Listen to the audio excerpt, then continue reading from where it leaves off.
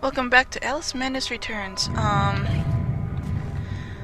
I've just basically come back here. I realized I ended with the Radula room last time I was playing, and that's because I ended up dying on it several times. I'm gonna continue trying at it for a little while longer.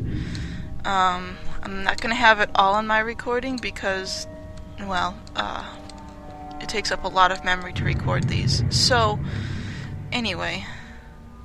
Yes. Alright, I start off recording again because I'm very near to, I think, defeating this thing. At least I hope so, anyway.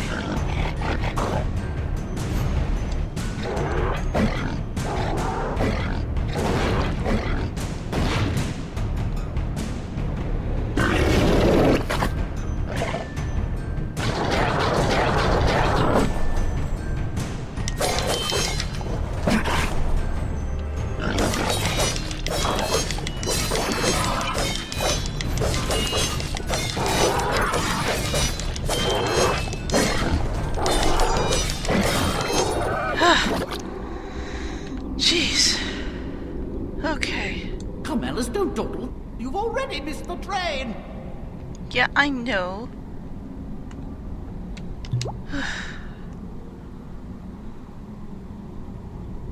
Cool.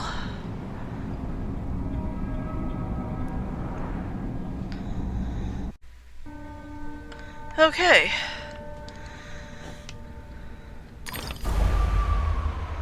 That was awesome. Right there. That was awesome. Okay.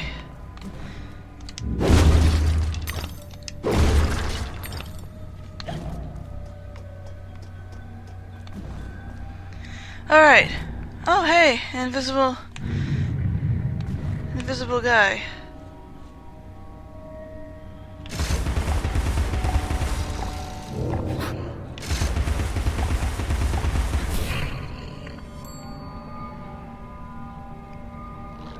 Good. Good. Yeah, walked right out here and this is the sight I'm greeted with. That's a nice sight. It's a great sight to just walk in on. It's nice. Dead fish people. Great.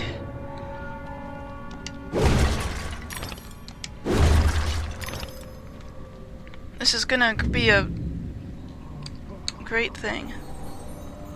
Every picture tells a story. Sometimes we don't like the ending. Sometimes we don't understand it.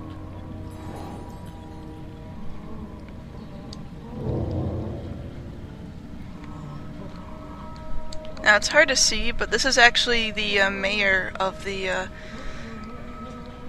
Sorry, there's a train outside my house. Pardon this. I suppose it's poetically fitting since there's a train. The train tracks run right outside my house. Then you know there's a train in Wonderland. But anyway. Oh yeah, I think I can hear him moaning. But yeah, he's still alive technically. And he is the mayor of this city. He has like a nautilus head? That's very odd. He's also the only one alive here, and see the blood wafting up from there? That's kind of how blood works in here. It doesn't pool at the bottom like it is here, which is odd. Very odd. And although I would also be one of the first people to say, hey, boss battle coming up, I realize that there's actually very little boss battles in here. There's only one, and that's the end boss. All the other ones are kind of like, basically, the Colossus, the Colossal Ruin that I fought earlier is kind of more of a tough common enemy. He'll come at certain points, but like it's not technically a boss battle, I guess. So yeah, anyway, he's still alive, he's moaning, he's crying out in pain, and this is a wonderful day here in the underwater world. And this guy's been dissected. Random dissection occurring. That's great. Wonderful. I suppose it's probably easy to guess what the cause of all this is. The cause of all this death if anyone's read the original Alice in Wonderland story, that's probably, you're probably like, oh yeah, that's totally it. So yeah. But I'm not going to say anything until later.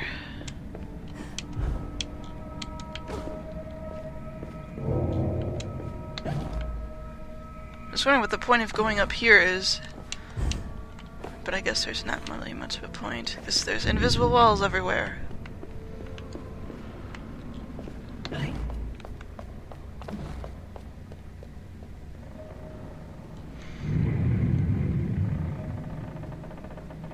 Back in the theater.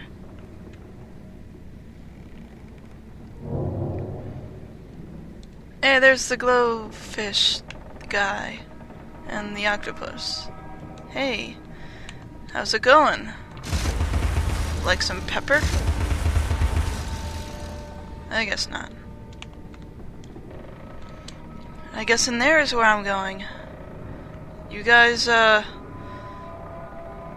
why is my tail? I have okay, the tail is just moving. Okay. So, hi everyone. I should probably be warning you on what's going to happen. Welcome to the show! Hey, I've got a slushie just for this. Don't have popcorn, but slushie works just as well. What a bizarre show.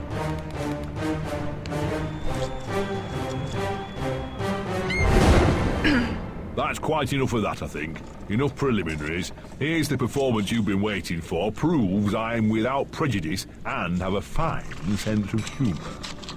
Sword and crown are worthless here. I invite everyone to dance. Labourers, lawyers, shirt and gown all make their little prance. This life is full of random deaths and heaps of grief and shame. So few are soothed by accident. You want someone to blame. Fire, plague, and strange disease. Drowned, murdered, or if you please, a long fall down the basement stairs. None are expected. No one cares. I often must work very hard, sweat running down my skin. After the dance, I then must rest, and the eating can begin. Time to eat. Death is the ultimate equalizer. All have the right to be eaten. Get in line, creatures. Don't push. All will be served. So to speak. Wicked thing. Feasting while Wonderland is destroyed. I'm not the enemy you seek, Alice. I tried to hide this bit of Wonderland from that beast. Appeasement's never clean. We must all play our assigned roles. Are you a pawn or a queen? An idiot or a practiced fool? However this turns out, consider the prospect that you've been misled, Alice. Then ask, by whom? No! Who set that bloody train in motion? Where has it come from? It arrived when you arrived, and it's more horrible even than you could currently imagine. The death of a dream caterpillar may know how.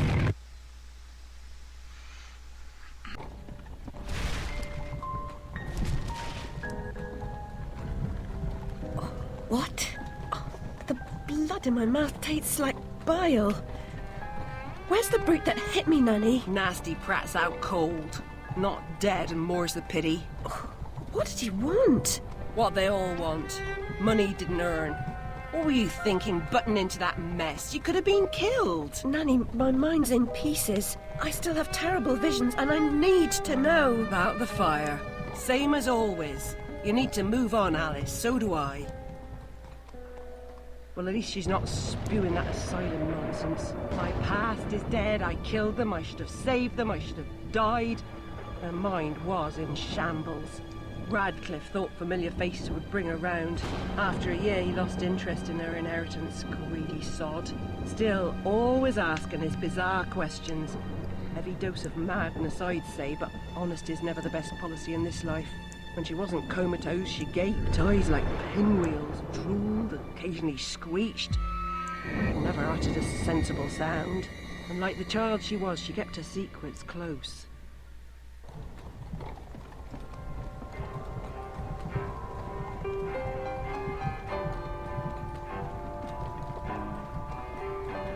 gone off some lurkers, common as cockroaches. And those poor tykes are food for perverts, like the blameless ants that wasps consume or spiders' feeble prey.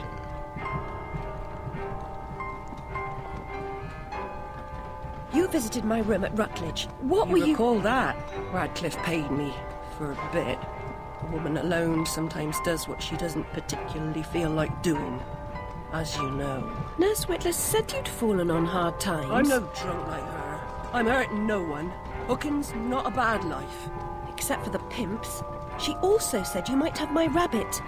Please, Nanny, talk about... The damn fire never seems to help. Look, Alice, I can't give you what I don't have. Radcliffe wrote the inquest report. I'll take you to him. Besides, he's got your damn rabbit. You should remember that. All right, but Mr. Radcliffe's useless. Don't I know it? All right.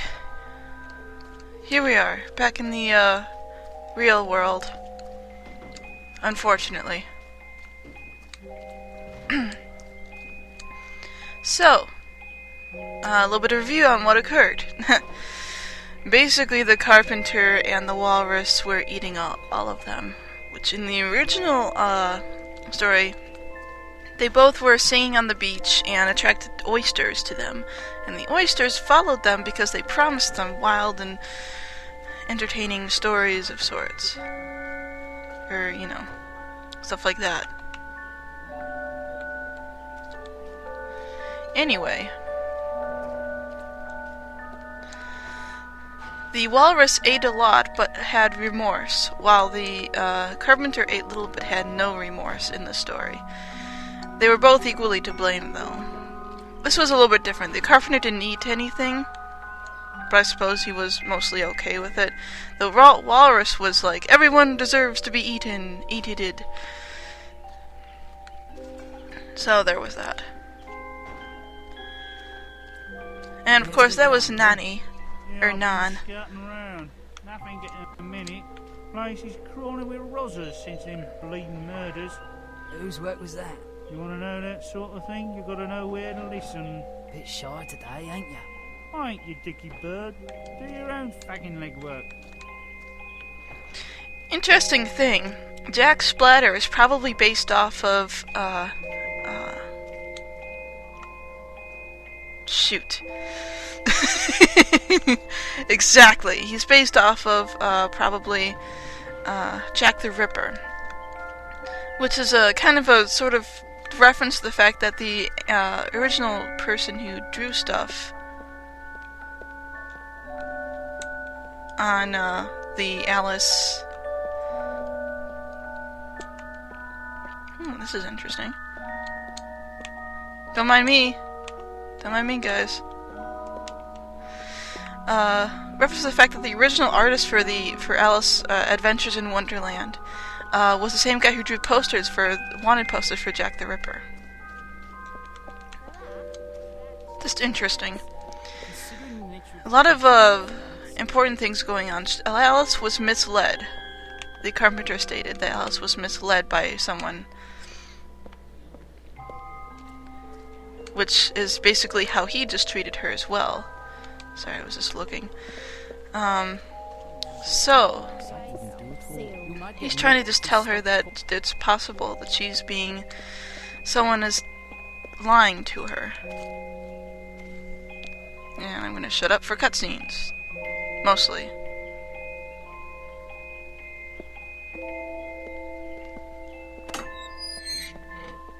Radcliffe was her lawyer and was after her inheritance while she was in the asylum. Yes? Who is it? Alice Liddell, Mr. Radcliffe. Ah, you're back. I suppose you better come up. Mind the latch.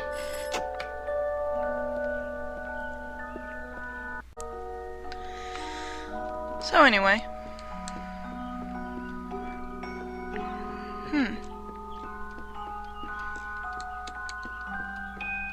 Oh, okay, I know what level comes next. The Hatter was also thought to be Dr. Wilson, sort of similarly speaking. A gust of wind outside my room, so I hope that doesn't bother the recording too much.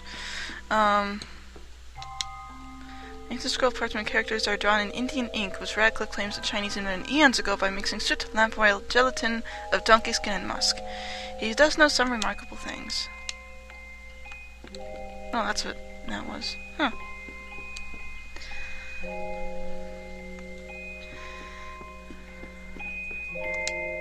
Radcliffe, who can make even fascinating subjects boring, says the curved blade is a 16th century Meito katana, and the shorter sword is called a wakizashi, both used by Japanese samurai.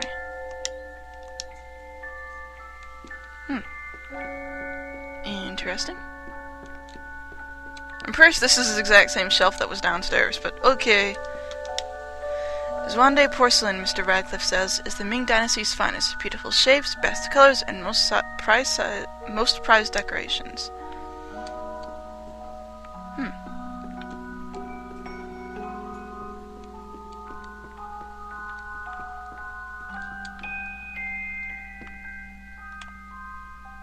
It's like you were asleep.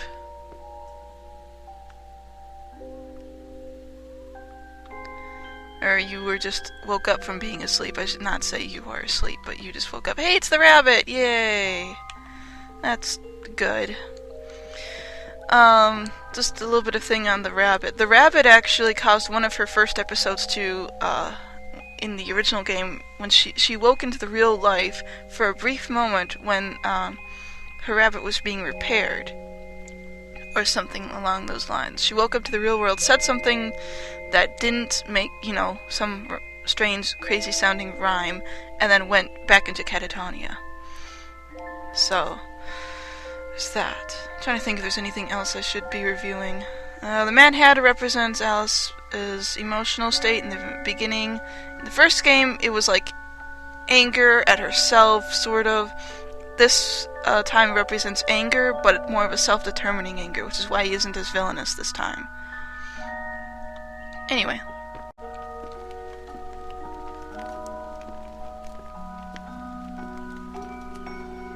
You do have my rabbit. Forgotten your manners? And what else, I wonder? You abandoned it at Rutledge Asylum, my dear. We've been over this before. In a huff as usual, oozing with attitude and accusatory flummery, I've stolen her rabbit. Ridiculous pretext. She's here about the fire again. All the mad child wants to talk about. My report found her family dead by misadventure. She won't accept it. It goes on and on about her killing memories and her need to know the truth. The alleged truth is, the fire began in the library when the cat knocked over a lamp. The blaze trapped her parents and sister upstairs. Sister Lizzie never even unlocked her door. Died in her bed. The guilty cat always sets her off. She denies it. Makes no sense. It can't be, etc. Agreed. From the outset, Alice was my candidate for the pyromaniac. The girl had a fixation with fire. I once remarked that I thought she might have had a larger role in causing the tragedy. She suffered some sort of psychotic episode.